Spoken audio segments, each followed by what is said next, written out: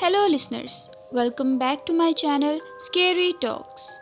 Video शुरू करने से पहले अगर आप मेरे चैनल पर नए हैं तो सबसे पहले मेरे चैनल को सब्सक्राइब कर लें और साथ ही बेल आइकन को भी प्रेस कर दें ताकि मेरे आने वाली हर अगली वीडियो की नोटिफिकेशन सबसे पहले आप तक पहुंच सके। अगर आप भी अपने साथ पेश आए गए किसी हादसे की स्टोरी हमारे साथ शेयर करना चाहते हैं तो नीचे डिस्क्रिप्शन में दिए गए जीमेल पर भेजकर कर सकते हैं। तो चलिए सुनते हैं आज की इस वीडियो में जिन स्टोरीज़ का एपिसोड नंबर 10। बढ़ते हैं आज की अपनी पहली कहानी की तरफ। ये वाक़या मेरी दादी जान ने मुझे बताया था और तब वो दूर खुले इलाके में रहती थी।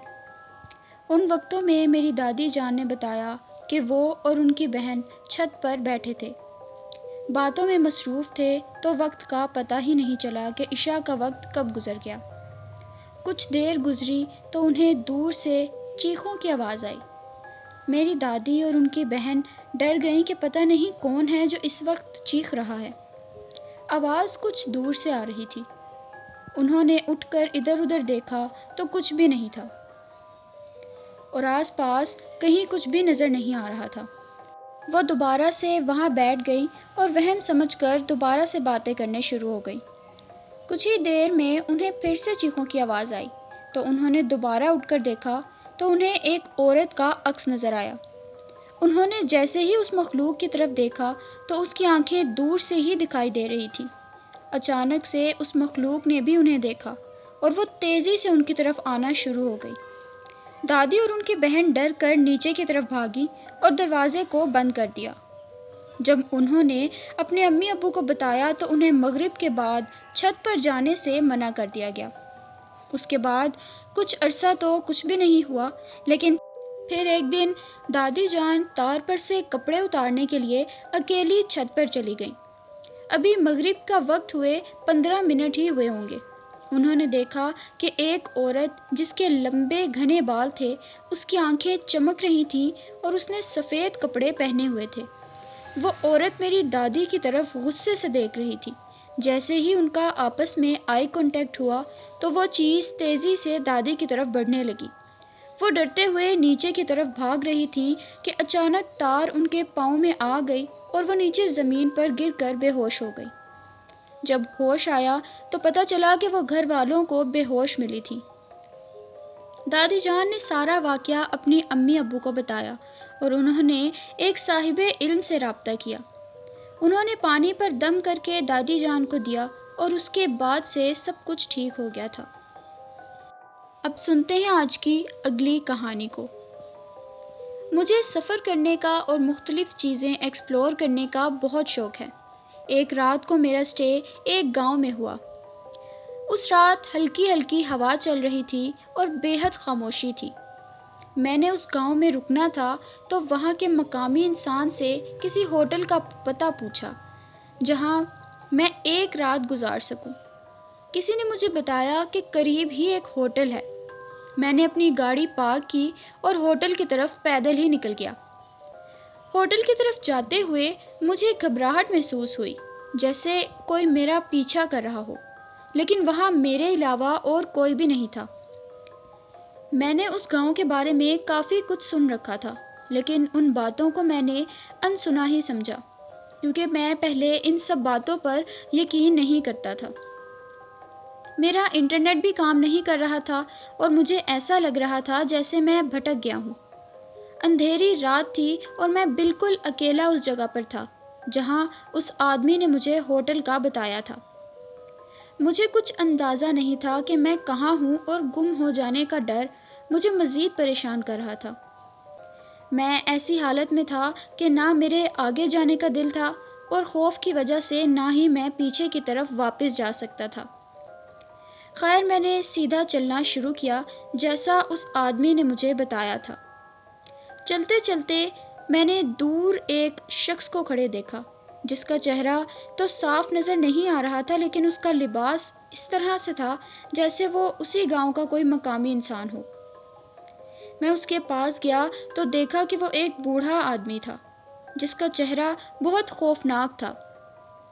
मैंने उससे होटल का पूछा तो उसने अपने दाएं जानिब इशारा कर दिया। مجھے وہ شخص بہت عجیب لگا کیونکہ اس نے مجھ سے کوئی بھی بات نہیں کی اور وہ بغیر کچھ کہے وہیں پہ کھڑا رہا، مجھے دیکھتا رہا۔ خیر میں اس ہوٹل میں پہنچا۔ وہ ہوٹل ایک چھوٹا سا ہوٹل تھا۔ میں اندر داخل ہوا اور ایک کمرہ کرائے پر لے لیا۔ کمرہ بھی بہت چھوٹا سا تھا لیکن میں نے بس ایک ہی رات رکنا تھا تو میرے لیے ٹھیک تھا۔ مجھے پھر سے ایسا محسوس ہوا جیسے وہاں میں اکیلا نہیں تھا بلکہ کوئی اور بھی موجود تھا۔ خیر میں فریش ہوا اور سونے کے لیے لیٹ گیا۔ مجھے ایسا لگ رہا تھا جیسے دیواروں سے عجیب سی آوازیں آ رہی تھیں، جیسے کوئی دیوار کو اندر سے اسکریچ کر رہا ہو۔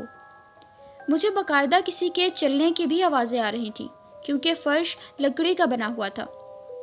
میں نے اپنی آنکھیں بند کر لیں اور وہ سب اپنی تھکاوٹ کا اثر سمجھ کر سونے کی کوشش کرنے لگا۔ کچھ دیر خاموشی کے بعد مجھے ایسا لگا جیسے کوئی میرے کمرے کے باہر کچھ بول رہا ہے۔ میں نے سونے کی کوشش بہت کی لیکن باہر سے آنے والی ان آہستہ سی آوازوں سے مجھے بے حد بے چینی ہو رہی تھی۔ میں نے اٹھ کر فوراً سے دروازہ کھولا تو وہاں پر کوئی بھی نہیں تھا۔ میں جب واپس اپنے بستر پر گیا تو مجھے باہر کسی کے آہستہ سے ہنسنے کی آواز آئی۔ میں سمجھا کہ شاید کوئی مسافر ہے جو مجھے تنگ کر رہا ہے۔ یہ سوچتے ہوئے میں واپس اپنے بستر پر آ کر لیٹ گیا۔ مجھے دوبارہ ایسا لگا جیسے مجھے کوئی دیکھ رہا ہے۔ میرا یہ محسوس کرنا ہی تھا کہ میرے دروازے پر زور سے دستک ہوئی۔ میں نے جلدی سے دروازہ کھولا لیکن پھر سے کوئی بھی نہیں تھا۔ میں نیچے ہال تک بھی گیا، یہاں تک کہ ریسیپشن تک بھی گیا لیکن وہاں پر بھی کوئی نہیں تھا۔ لیکن مجھے مسلسل کسی کے میرے ساتھ ہونے کا احساس ہو رہا تھا۔ میرے آس پاس ہلکی سرگوشیوں کی بھی آوازیں آ رہی تھیں۔ میں نے اس بار ان آوازوں کا پیچھا کیا اور آخر ایک کمرے کے آگے جا کر رکا جس کا دروازہ ہلکا سا کھلا ہوا تھا۔ میں اس کمرے میں داخل ہوا تو دیکھا کہ اس کمرے کے ایک کونے میں بہت سی ہڈیاں پڑی ہوئی تھیں اور دوسری طرف کونے میں مٹی کے برتن بھی تھے۔ کمرے کے درمیان میں ایک میز تھی جس پر ایک لڑکی کا مجسمہ تھا۔ اس کمرے میں ایسا لگ رہا تھا جیسے وہاں کچھ جاندار بھی موجود ہے، جیسے اس کمرے میں بہت سے لوگ ہیں جو مجھے دیکھ رہے ہیں۔ اچانک مجھے ایسا لگا جیسے پیچھے سے کوئی کان کے پاس آ کر سانس لے رہا ہے۔ میں بہت گھبرا گیا اور گھبرا کر باہر کی طرف بھاگا تو پیچھے سے ایک بہت بھاری سی آواز آئی۔ میرے پاؤں جیسے جم گئے۔ میں نے بھاگنا چاہا لیکن میں بھاگ نہیں سکا۔ پیچھے مڑ کر دیکھا تو وہاں ایک عورت کھڑی تھی جس کا چہرہ بالکل کالا تھا اور آنکھیں سفید چمک رہی تھیں۔ جب میری نظر پیچھے رکھی میز پر پڑی تو وہاں سے اس عورت کا مجسمہ غائب ہو چکا تھا۔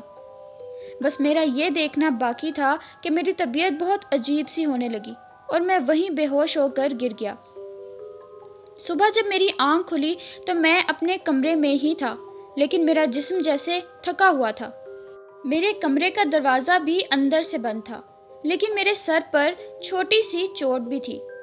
بس میں کچھ اور سمجھے بغیر ہی اس ہوٹل سے باہر نکل گیا۔ کئی دن تک میں یہی سوچتا رہا کہ اگر میرے کمرے کا دروازہ اندر سے بند تھا تو میرے ساتھ وہ سب کیسے ہوا۔ تو دوستو یہ تھی میری آج کی ہارر سٹوری۔ میں امید کرتی ہوں کہ آپ کو میری آج کی ویڈیو پسند آئی ہوگی۔ اگر پسند آئی ہے تو میری ویڈیو کو لائک کریں، شیئر کریں اور سبسکرائب کریں میرے چینل کو مزید ایسی ہارر سٹوریز سننے کے لیے۔ اگر آپ بھی اپنے ساتھ پیش آئے گئے کسی حادثے کی سٹوری ہمارے ساتھ شیئر کرنا چاہتے ہیں تو نیچے ڈسکرپشن میں دیے گئے جی میل پر بھیج کر سکتے ہیں۔ میں ملوں گی اب آپ سے ایک نئی ہارر سٹوری کے ساتھ۔ Thanks for watching.